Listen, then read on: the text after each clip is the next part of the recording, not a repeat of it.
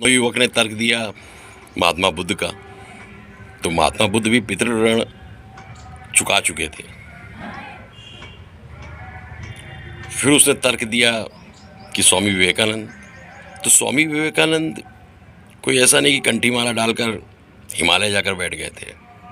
वो एक विश्व गुरु के अनुरूप कार्य कर रहे थे और गूढ़ रहस्यों को पर शोध कर रहे थे, और जो शोध का निष्कर्ष निकलता आ रहा था वो दुनिया के सामने समझ प्रस्तुत कर रहे थे, और माता काली के उपासक ही थे।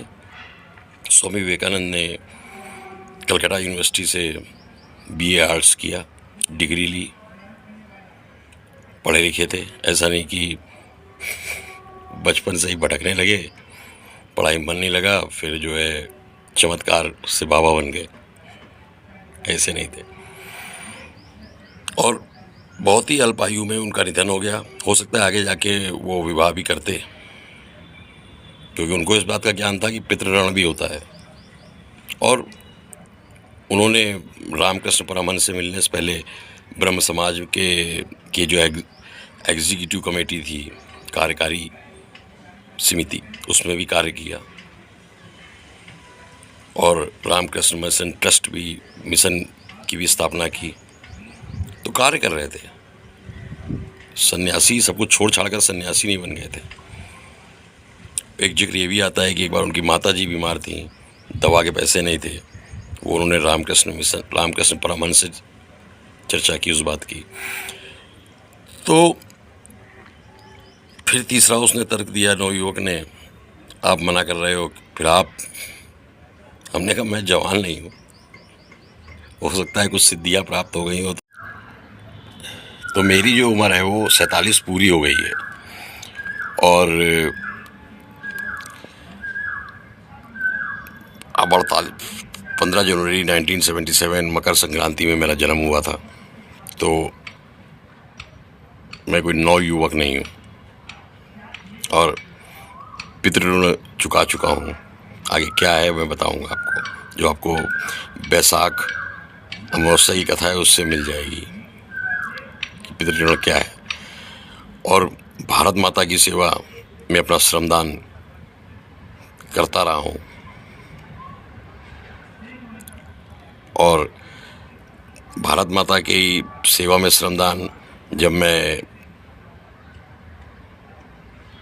नवयुवक हुआ तो आप लोगों को मीठी मीठी मैंने श्रमदान किया, मतलब मैंने नहीं बनाई, ना मैं फैक्ट्री का मालिक था।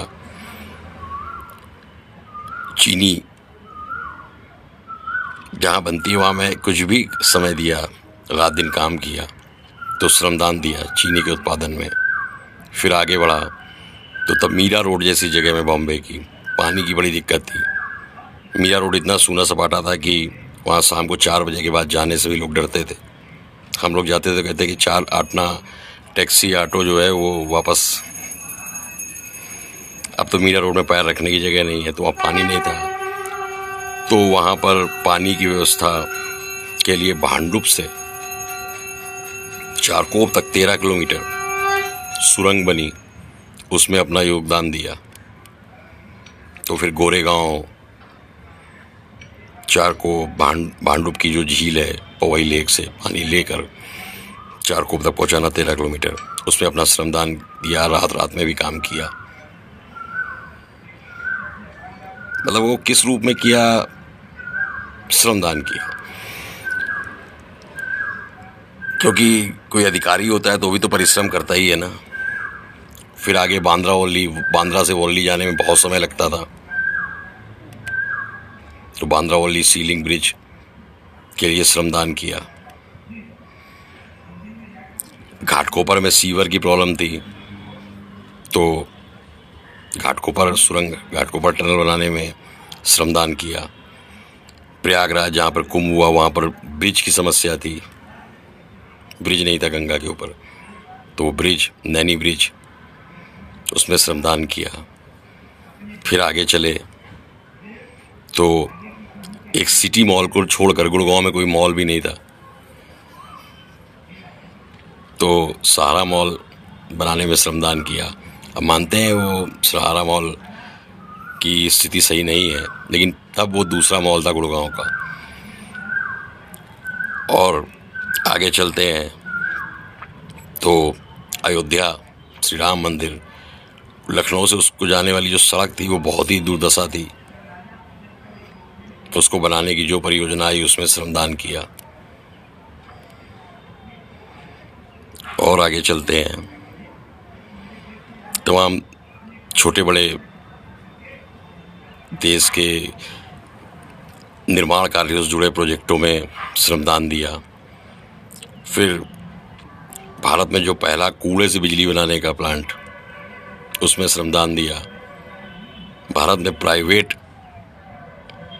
रेल के इंजन डिब्बे बनाने की फैक्ट्री,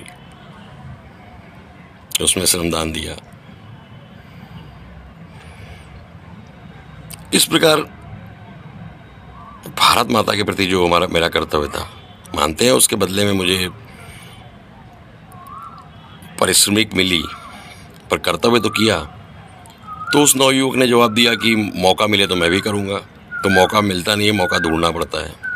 मैंने कहा मौका आपके पास चल के नहीं आएगा। अब मौके तो बहुत मिलते हैं, लेकिन लोग चूजी होते हैं। मैं रात में नहीं जगूंगा, मैं इस जगह पर नहीं रहूँगा, उस जगह नहीं रहूँगा, इत्यादि इत्यादि। तो भारत माता की सेवा करने के बहुत सारे मौके हैं। और